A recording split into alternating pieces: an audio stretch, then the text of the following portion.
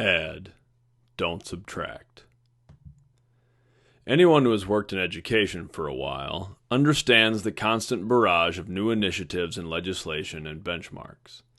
It seems like every couple years, there's some new thing being touted as the next big thing in education. A couple years back, my school district was studying the Nurtured Heart approach developed by Howard Glasser.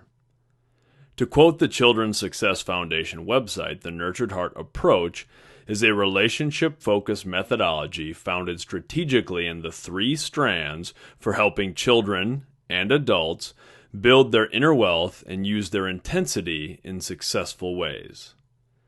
That sounds like some pretty typical educational language, and I'm certainly not a Nurtured Heart expert, but I am a fan of what I consider to be the central principle of the Nurtured Heart approach.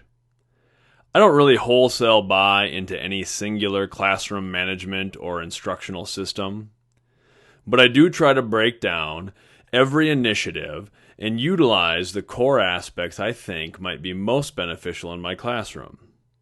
With that in mind, to me, the Nurtured Heart approach is about empowering positive behaviors and removing energy from negative behaviors. That's a powerful notion. We often want to combat negativity. We do that in classrooms and we do it in the world. We're surrounded by conflict, by images of opposing sides, by people who want to discredit or devalue others. It's politicians running ads that denigrate another candidate instead of promoting their own platform. It's television pundits endlessly bickering. It's the critic who diminishes the accomplishments of others without creating something of his own. It's the endless stream of viscera and hate on YouTube and social media comment sections. It's all around us. And I just don't have much time for that mentality. It's like owning the tallest building in town only after tearing down the other buildings. That analogy isn't mine. I've heard it used by Tony Robbins, and I've probably heard it elsewhere. Either way, that sort of mindset just isn't for me. I'd rather build a taller building. That's hard to do sometimes. It's easier to fall into the web of negativity. Most of us do it in our own lives, at least from time to time. In education, it's engaging in a verbal sparring match with, or simply giving up on, a student displaying disruptive behavior. It's showing the student the frustration and exhaustion that sometimes comes with education. It's allowing students to feel negative and frustrated. In daily life, it's bickering with a partner. It's complaining. It's speaking poorly of others. In any situation, we're either giving or we're taking. I certainly fall into the negative side of things from time to time. I've been greedy and jealous. I've wanted to make myself look good and prove others wrong. It's easy to feel that way.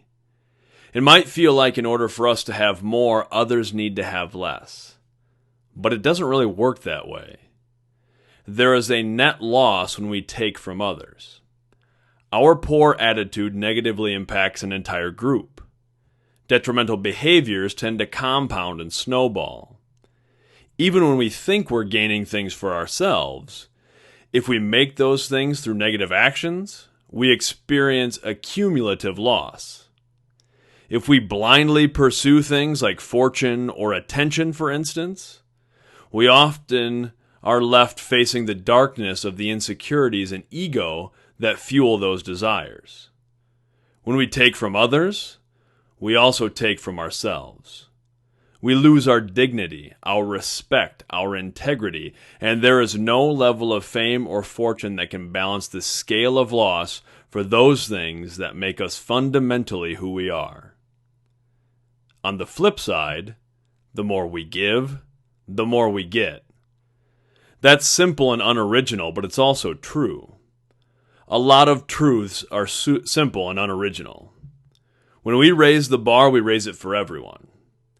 Positive attitudes are even more powerful than negative ones, because deep down, we all want to be successful and positive and happy. That's why I agree with the Nurtured Heart approach in terms of empowering positive behavior. As a young teacher and coach, I made a lot of mistakes. I still make a lot of mistakes. But when I was starting my career in education, I think one of my biggest mistakes was not spending enough time empowering every student.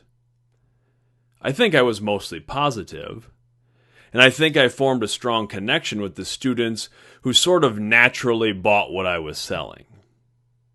However, I think I let too many others slip through the cracks.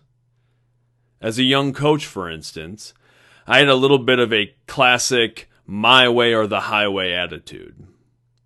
I tried to be really supportive of those who jumped on board, but I let too many others fall to the wayside. It was the same in class. If a student was particularly defiant, I would feel the need to dig in my heels and win the battle of conflicting egos. If I had it to do over again, I'd spend more time encouraging those less receptive students.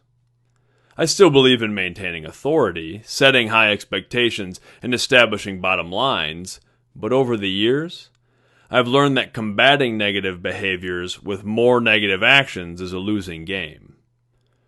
Early in my teaching career, I might yell at a student. Now I'm more likely to pull that student aside to have a conversation about his or her actions and to praise the positive things I see. I found that to be far more effective. I'm honest about perceived problems, but it seems best to empower the positive qualities every student possesses and watch that positive growth overtake previous negative attitudes and behaviors. That's really what I want. With every student and every relationship and every situation I'm involved, I try to ask if I'm adding or subtracting. I think how we could improve every aspect of our lives if we were willing to constantly ask that question. Our relationships could be so much stronger if we spent less time admonishing a partner for petty little annoyances and spent more time supporting and encouraging the characteristics that led us to love that person in the first place. We could be so much more confident and vibrant and alive if we managed to stop dwelling on our own perceived negative behaviors and started really building on our own strengths. We could make a tremendous impact on the world if we stopped trying to attack everything we disagree with and started empowering individual people. We could control our destinies if we just replace complaining with doing. That's not to say we can't identify things we don't like, and everyone has a right to stand up against that which is unjust. I'm all for being clear about shortcomings and complications. I just think positive action is the best response to any negative situation. Love defeats hate. Compassion topples intolerance. Hope breaks through despair. That's why we have to add, not subtract. Thank you.